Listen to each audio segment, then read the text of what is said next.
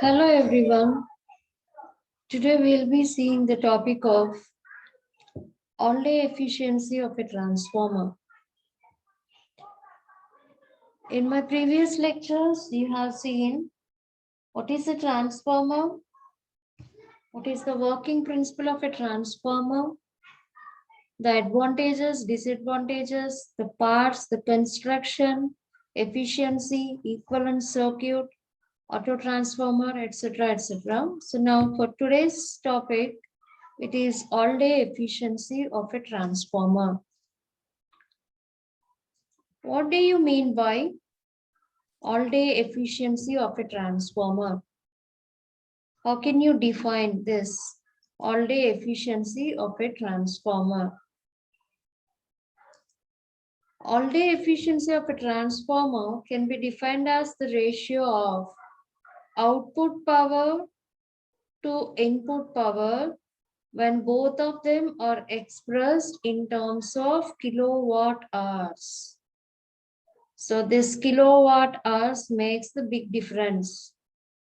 You might have seen the definition of a conventional transformer efficiency, which is generally called as ordinary efficiency or normal efficiency, where that can be defined as the ratio of output power to input power. It is expressed as the ratio of output power to input power expressed in either watts or kilowatts or megawatts. That is normal efficiency or ordinary efficiency. Whereas all-day efficiency means the ratio of output power and input power both are expressed in kWh. What do you mean by kWh? kWh means kilowatt hours. So, if the input and output are expressed in terms of kilowatt hours, then that efficiency is defined as the all-day efficiency of a transformer. Okay, so now comes the topic of what makes the difference between ordinary efficiency, that is normal efficiency, and this all-day efficiency. This ordinary efficiency is not calculated by giving the focus on time period. That's why both input and output are expressed in terms of watts or kilowatts alone. Whereas this all-day efficiency, we have to do the calculations of all-day efficiency by considering the time period. We need to give focus on the time period. If you are considering the time period and if you are trying to find out the efficiency, then that efficiency is defined as all-day efficiency. So that means the calculation of this all-day efficiency is entirely different, because all-day efficiency calculations are giving lots of focus for this copper losses. Why only copper losses? Why not iron loss? Because iron losses are constant losses. They won't depend on the amount of load. They always depends on the flux. Flux remains constant because your transformer is a constant flux machine as well. So your iron loss does not depend with respect to the change of load. So there is nothing to bother about considering the time period for the calculation of iron loss. So iron loss will be calculated just like the way what you are going to calculate the iron loss of normal efficiency. But only thing is, as the losses are expressed in terms of kilowatt hours, you will be multiplying the iron losses for all the 24 hours, because this loss remains stable. But the calculation of this copper loss makes the difference. So these copper losses are variable losses. These are the losses that happen in the winding part. So whenever current is passing through this winding, how the current flows? Current flows based on the amount of load. So whenever the winding is carrying some amount of current, based on that, the copper losses are varying. So these copper losses are the variable losses. So this may be varying time to time. So at what time period these copper losses are used, for how long these copper losses are used. So based on that time, you have to calculate the copper losses by considering that particular time period, and the copper losses have to be calculated separately, and then you can proceed with the calculation of percentage efficiency, where percentage efficiency can be defined as the ratio of output power to input power. But here the difference is both output and input powers are expressed in terms of kWh. Okay. Then, so now you have got some idea about how to do the calculation of this all-day efficiency. What makes the difference between all-day efficiency and ordinary efficiency? Now let's see what are the advantages of this all-day efficiency of a transformer.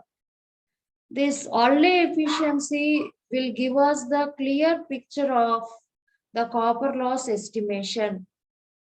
So, load changes with respect to time, that can be determined easily because copper losses calculation we are focusing a lot. So when you are giving focus for the copper loss, whenever load is changing with respect to time, that can be determined very easily. So this all-day efficiency calculations gives us the knowledge of how much is the load that is being used and for how long the load has been used for each and every time interval. So these are the advantages of all-day efficiency. Now let's see the applications of all-day efficiency. These all-day efficiency calculations are very, very important in the distribution systems and also in the industries because load is changing continuously. Suppose if you take the case of your domestic application, for example, let's try to calculate the all-day efficiency of your particular domestic application. That means from today morning 6 a.m. to tomorrow morning 6 a.m. That means in a span of 24 hours, for how long each and every load being used. That means from morning 6 to next day morning 6, for all the 24 hours, you cannot have the same amount of load. So when it is becoming morning, nobody will be turning on the lights. Okay. Suppose you take the case of summer. So mostly people will be depending on the ACs, air coolers, only during particular time period, like night 10 o'clock to next day morning 5 o'clock. So you cannot expect the same amount of load on this air cooler or your ACs to have this particular load for all the 24 hours. The load is changing. You take the load of your mixie or your heater. You will not be running the mixie or heater for all the 24 hours. Similarly, the lights and fans. Similarly, the load that is being used by the TV. Similarly, the load that is being used by the chimney. So all the 24 hours, you cannot expect the same amount of load. So load will change, and for how long that particular load is used, that makes the difference between the calculation of all-day efficiency and ordinary efficiency. This focus of load, for how long, for which interval that particular load is being used, that focus is not given when you are doing the calculation of normal efficiency. So this all-day efficiency is having very good application wherever we are having the industries, wherever you are having the distribution system. There you can clearly understand how the load is fluctuating, what are the fluctuations that are happening in the load, and based on that, how are you going to find out the most effective way of finding the efficiency. So that and all are the applications of all-day efficiency. So almost all the industries make use of all-day efficiency calculations so that they can estimate the load fluctuations. Similarly, All the power grids and substations make use of the calculation of all-day efficiencies of the transformer. And similarly, you can make a note of another point, which is the distribution system. Distribution system means the consumers are mostly of residential type. Residential consumers are there. So for residential consumers or even for the commercial consumers also, we can have the clear-cut picture of the load fluctuation so that we can control the load and we can save finances also. So that's it about all-day efficiency, and how is this all-day efficiency is different from ordinary efficiency. Thank you, guys.